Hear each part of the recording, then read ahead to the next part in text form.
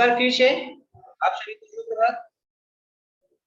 मैं आशीष कुमार मौर्य, जिला शिक्षा एवं प्रशिक्षण संस्थान महाराजगंज की तरफ से आप लोगों का हार्दिक स्वागत करता हूं। आज हम लोग डीएलएड 4th सेमेस्टर के शांति शिक्षा एवं सतत विकास के टॉपिक व्यक्तित्व के 5 बड़े सील गुण पर चर्चा करेंगे। तो व्यक्तित्व के 5 बड़े सील गुण पर चर्चा करने से पहले हम देख लेते हैं कि उसके लर्निंग आउटकम क्या है। तो लर्निंग आउटकम के बारे में अगर हम देखें तो व्यक्तित्व के 5 बड़े सील गुण पढ़ने से हमें क्या लर्निंग आउटकम क्या प्राप्त होंगे, अधिगम संप्राप्ति इसमें क्या होगी, इस पे हम चर्चा करते हैं। प्रशिक्षु व्यक्तित्व के सील गुण के बारे में जान सकेंगे। इस टॉपिक को पढ़ने से पहले हम क्या जान जाएंगे, पढ़ने के बाद सील गुण क्या होते हैं उसके बारे में जान जाएंगे।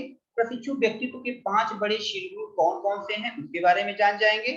प्रशिक्षु व्यक्तित्व के 5 बड़े सील गुण के विभिन्न प्रकार कौन कौन से हैं उसके बारे में जान सकेंगे। प्रशिक्षु व्यक्तित्व के 5 बड़े सील गुण के विभिन्न प्रकारों में अंतर कर सकेंगे, इसके बारे में आप जान जाएंगे। तो आइए हम देखते हैं व्यक्तित्व के 5 बड़े सील गुण। तो व्यक्तित्व के 5 बड़े सील गुण को जानने से पहले हम जान लेते हैं कि सील गुण क्या होते हैं। सील गुण क्या होता है उसके बारे में जान लेते हैं। तो व्यक्तित्व के सील गुण सिद्धांत के अनुसार व्यक्तित्व की संरचना भिन्न भिन्न प्रकार के सील गुणों से ठीक वैसे ही होती है जैसे एक मकान की संरचना छोटे छोटे ईंटों से होती है। कहने का तात्पर्य सील गुण का जो निर्माण होता है, व्यक्तित्व का जो निर्माण होता है, विभिन्न प्रकार के छोटे छोटे सील गुणों से मिलकर बना होता है हमारा व्यक्तित्व।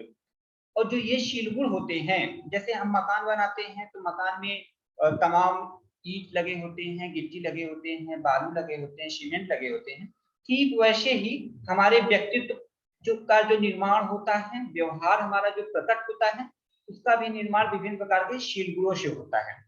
सील गुणों से तात्पर्य व्यवहार का वर्णन करने वाली उन संज्ञाओं से होता है जो व्यवहार के संगत, कंसिस्टेंसी तथा एवं अपेक्षाकृत अस्थायी का रूप अभिव्यक्त करती है। कहने का तात्पर्य यह है कि कोई भी जैसे हम देख लें ईमानदारी, सहयोगी, परोपकारी या परोपकार, सत्य बोलना आदि। अब देखा जाए अगर तो सील गुण कहलाने के लिए व्यक्ति में क्या होना चाहिए, किसी भी व्यक्ति में जो विभिन्न सील गुण होते हैं उसके सील गुण में को अस्थायित्व कहलाने के लिए गुण होना चाहिए संगतता एवं अपेक्षाकृत अस्थायी होना चाहिए। और जैसे सील गुणों की अगर हम बात करें, यदि किसी व्यक्ति में ईमानदारी, सहयोगी, परोपकार और सत्य बोलना आदि के सील गुण है, विशेषता है, तो जब व्यक्ति हर परिस्थिति में इन लक्षणों को, ईमानदारी का, सहयोगी का, परोपकार का, सत्य बोलने की क्षमता रखता है, तभी हम कहेंगे कि उस व्यक्ति में ईमानदारी के सील गुण हैं, सहयोगी के सील गुण हैं, परोपकार के सील गुण हैं, सत्य बोलने के सील गुण हैं। जब व्यक्ति हर सिचुएशन में अस्थायित्व उसमें होता हो, जब व्यक्ति पता चला कि कोई व्यक्ति है कि एक परिस्थिति में ईमानदारी के लक्षण व्यक्त कर रहा है और वही व्यक्ति दूसरी परिस्थिति में ईमानदारी न दिखाकर, ईमानदारी का लक्षण न दिखाकर कोई बेईमानी का लक्षण व्यक्त करता है, तो हम नहीं कहेंगे कि उस व्यक्ति में ईमानदारी का सील गुण है, ना, हम नहीं कह सकते। तब हम कहेंगे कि व्यक्ति कुछ परिस्थितियों में ईमानदारी के सील गुण दिखाता है, लेकिन उसमें ईमानदारी के सील गुण नहीं है, बल्कि वह उसकी आदत है।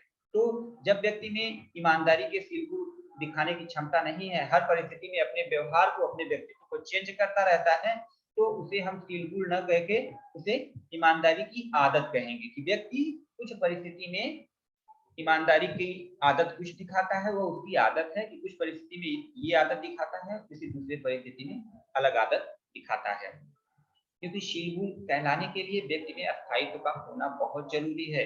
जब व्यक्ति, किसी भी व्यक्ति को हम ईमानदार कहें तो वह व्यक्ति निश्चित रूप से हमेशा ही ईमानदारी का अपना लक्ष्य प्रकट करने वाला होना चाहिए। ठीक है, आगे अगर हम देखें तो जो विभिन्न प्रकार के सील गुण हैं, जो विभिन्न प्रकार के सील गुण हमारे अंदर पाए जाते हैं, व्यक्तित्व के विशेषता होते हैं, ईमानदारी, सहयोगी, परोपकार, सत्य बोलना, आत्मसम्मान और दूसरों का सम्मान, जो भी है, ये परस्पर एक व्यक्तित्व से परस्पर एक दूसरे से संबंधित होते हैं और इन्हीं सील गुणों के आधार पर व्यक्ति के व्यवहार की व्याख्या की जाती है। परंतु विभिन्न इतने प्रकार के जो विभिन्न सील गुण हैं, उन विभिन्न शील गुणों को लेकर मनोवैज्ञानिकों में मतभेद भी पाया जाता है। और मनोवैज्ञानिकों द्वारा कहा गया कि भाई कौन कौन से ऐसे शील गुण हैं जिससे हमारे व्यक्तित्व का मुख्य रूप से निर्धारण किया जा सकता है कि हमारे शील गुण मुख्य रूप से प्रमुख होते हैं। तो ऐसे अगर हम उनकी बात करें तो ऐसे कुछ प्रमुख शील गुण निम्न हैं। तो व्यक्तित्व के जो 5 बड़े शील गुण बताए गए हैं, तो उन विभिन्न शील गुणों का अध्ययन करने के बाद कोस्टा एवं मैक्रे 1994 ने बताया कि व्यक्तित्व के 5 प्रमुख शील गुण होते हैं जिनसे व्यक्ति का व्यवहार निर्धारित किया जा सकता है। व्यक्तित्व के 5 बड़े शील गुण के सिद्धांत का प्रतिपादन कोस्टा एवं मैक्रे ने किया। इन्होंने बताया कि व्यक्तित्व के ये 5 महत्वपूर्ण बीमाएं हैं, डायमेंशंस हैं, जिनसे हमारे व्यक्तित्व के व्यवहार का निर्धारण किया जाता है। साथ ही साथ इन्होंने बताया कि जो ये 5 शील गुण हैं ये बाइपोलर हैं, द्विध्रुवी हैं। द्विध्रुवी का मतलब ये इसके 2 एक्सिस हैं। एक एक्सिस में अगर यह व्यक्ति ईमानदारी का लक्षण दिखलाता है तो दूसरी एक्सिस में बेईमानी का लक्षण भी दिखाता है। एक स्थिति में अगर एक व्यक्ति बहुत ही मिलनसार का शील गुण दिखाता है तो दूसरी परिस्थिति में वो क्या करता है, एकांकीपन का लक्षण दिखाता है। एक दूसरे के जो विपरीत होते हैं उसे हम कहते हैं द्विध्रुवी, बाइपोलर। इन 5 शील गुणों को, जो ये 5 शील गुण कोस्टा एवं मैक्रे ने प्रमुख बताए हैं, इन 5 शील गुणों को नॉर्मन ने द बिग 5 की संज्ञा दिया है। कभी कभी हमारे एग्जाम में पूछ लिया जाता है द बिग 5 थ्योरी किसके द्वारा प्रतिपादित किया गया। द बिग 5 थ्योरी क्या है? द बिग 5 थ्योरी नेट के एग्जाम में भी पूछा जा चुका है। द बिग 5 थ्योरी किसके द्वारा प्रतिपादित किया गया है? तो चूंकि व्यक्तित्व टॉपिक बहुत इंपॉर्टेंट है आप लोगों के टेट के नजरिए से भी, इसलिए ध्यान रखिएगा कि द बिग 5 थ्योरी नॉर्मन के द्वारा प्रतिपादित किया गया। और इन्होंने जो ये 5 बिग 5 या 5 बड़े शील गुण की व्याख्या कोस्टा एवं मैक्रे ने किया। ये 5 शील गुण निम्नवत हैं जिन्हें क्रम से बहिर्मुखता, एक्सट्रोवर्जन, सहमति जनता, एग्रीएबलनेस, कर्तव्यनिष्ठा, कॉन्शियसनेस, स्नायु विकृति, न्यूरोटिसिज्म, अनुभूति का खुलापन, ओपन टू एक्सपीरियंस के नाम से जाना जाता है।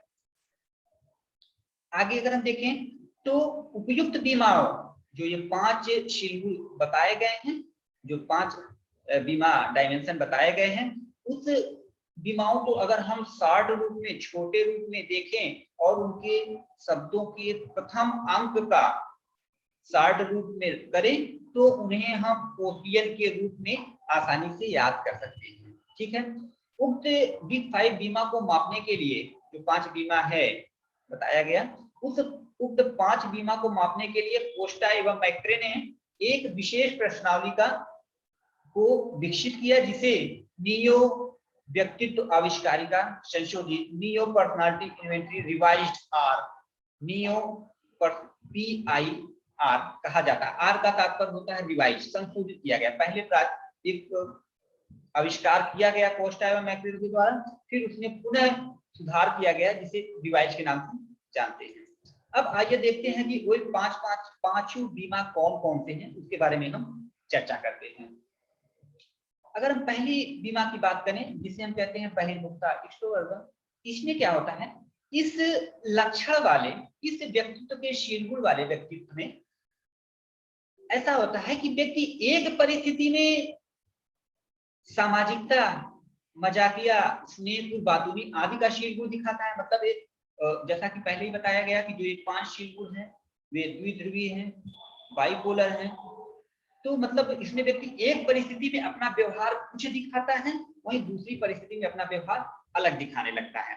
ऐसे ही बहिर्मुखता में कि व्यक्ति एक परिस्थिति में सामाजिकता, मजाकिया और स्नेहपूर्ण, बातूनी का शील गुण दिखाता है, तो वहीं दूसरी परिस्थिति में वही व्यक्ति संयमी, गंभीर, भूखापन, शांत, सचेत रहने आदि का शील गुण भी दिखाने लगता है, जो एक दूसरे के बिल्कुल ही विपरीत होते हैं।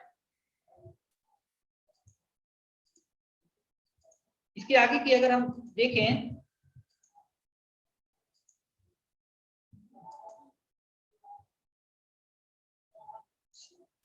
सहमति जनक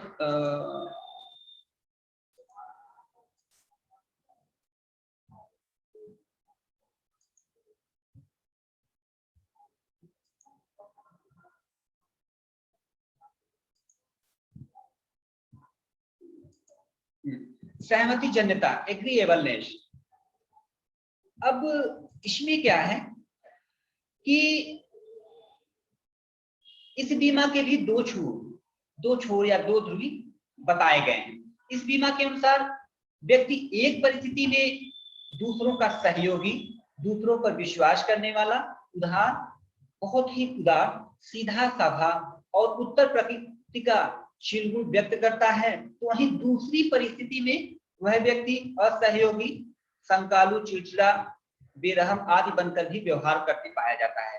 कहने का तात्पर्य एक परिस्थिति में वही व्यक्ति जो काफी दूसरों पर विश्वास करने वाला, सहयोगी, बहुत हमारा हमदर्द मित्र होता है और बहुत ही सरल स्वभाव का होता है और लोगों के साथ आसानी से घुल मिल जाता है, वहीं वही व्यक्ति दूसरी परिस्थिति में बहुत ही संकालु प्रवृत्ति का हो जाता है, शक्ति हो जाता है, चिड़चिड़ापन, छोटी छोटी बातों पर गुस्सा हो जाता है, बेरहम हो जाता है, ऐसे कृत्य कर देता है जो सामान्य व्यक्ति करने से संकोच करता है और असहयोगी हो जाता है। तो ये एक दूसरे के व्यक्ति का व्यवहार अलग अलग परिस्थितियों में बदलता रहता है। अगला जो पॉइंट है की बात है वह है कर्तव्य निष्ठा। अब इस बीमा में व्यक्ति एक परिस्थिति में आत्म अनुशासित होता है, उत्तरदायी, सावधान एवं काफी सोच विचार कर व्यवहार करने से संबद्ध शील गुण दिखलाता है। मतलब एक परिस्थिति में व्यक्ति काफी अनुशासित रहता है, डिसिप्लिन रहता है, अपने रिस्पॉन्सिबल होता है, अलर्ट रहता है और जो भी रिस्पॉन्स करता है बहुत ही सोच समझकर अपनी व्यवहार को व्यक्त करता है। वही व्यक्ति दूसरी परिस्थिति में बिना सोचे समझे असावधानी पूर्वक आधे मन से भी व्यवहार करने से संबद्ध हो जाता है। मतलब बिना किसी सोच विचार के तुरंत ही प्रतिक्रिया देने वाला व्यक्ति बन जाता है, वो परिस्थिति के अनुसार अपने को चेंज करते रहता है। स्नायु विकृति।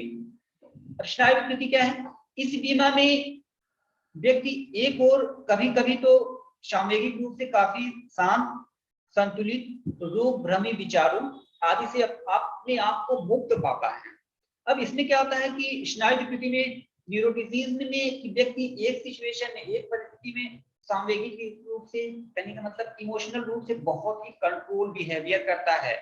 संतुलित रोग भ्रमी विचारों मतलब हाइपोकार्डियोसिस की, मतलब उसके मन में किसी भी प्रकार के रोग होने का भय नहीं होता है, वह अपने इमोशनल बैलेंस होता है, सामूहिक रूप से अपने संवेगों पर उसका पूर्ण रूप से नियंत्रण होता है। लेकिन उसी व्यक्ति का किसी दूसरी परिस्थिति में अपने आप को सामूहिक रूप से काफी उत्तेजित समझता है और असंतुलित तथा रोग भ्रमी विचारों से घिरा हुआ पाता है।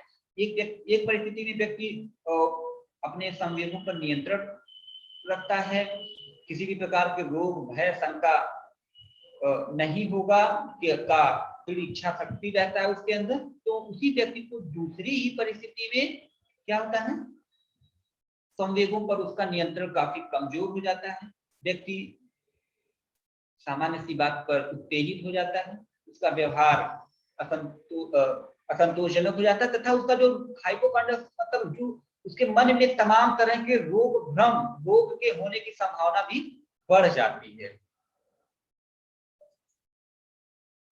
अगला पॉइंट है अनुभूति का खुलापन, ओपननेस टू एक्सपीरियंस।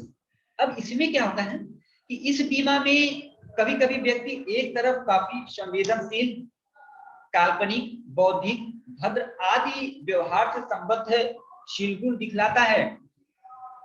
कहने का तात्पर्य इस बीमा में कभी कभी व्यक्ति एक तरफ काफी संवेदनशील, सेंसिटिव होता है, इमेजिनेशन करता है, इंटेलिजेंस होता है और उसके व्यवहार, सभी व्यवहार एक दूसरे से संबद्ध होते हैं, है ना। व्यक्ति संवेदनशील होता है, परिस्थितियों के अनुसार अपनी भाव भंगिमाओं को चेंज करता रहता है, काल्पनिक होता है, अपने स्वप्न को देखता है, अपने फ्यूचर के बारे में सोचता है और काफी इंटेलिजेंस भी होता है। वहीं दूसरी इसकी जो दूसरा पक्ष है, डुअल जो इसके डायमेंशन है, उसमें वो क्या होता है, वह व्यक्ति असंवेदनशील हो जाता है, असंवेदनशील हो जाता है, संकीर्ण हो जाता है, असभ्य हो जाता है और अशिष्ट व्यवहारों से संबद्ध शील गुण भी दिखलाता है। ऐसे व्यवहार जो सामान्य व्यक्ति नहीं करता है, जो मिसबिहेव के अंतर्गत आते हैं, गलत व्यवहार के अंतर्गत आते हैं, अनुभूति के खुलापन में वह व्यक्ति दूसरे पक्ष में अपना इस प्रकार के व्यवहार अभिव्यक्त करने लगता है। आज का हमारा जो व्यक्तित्व के 5 बड़े शील गुण जो थे अनुभूति मैक्रो एवं कोस्टा के अनुसार ये यही पे समाप्त होते हैं। इससे संबंधित अगर किसी भी प्रकार का प्रश्न है तो आप लोग पूछ सकते हैं।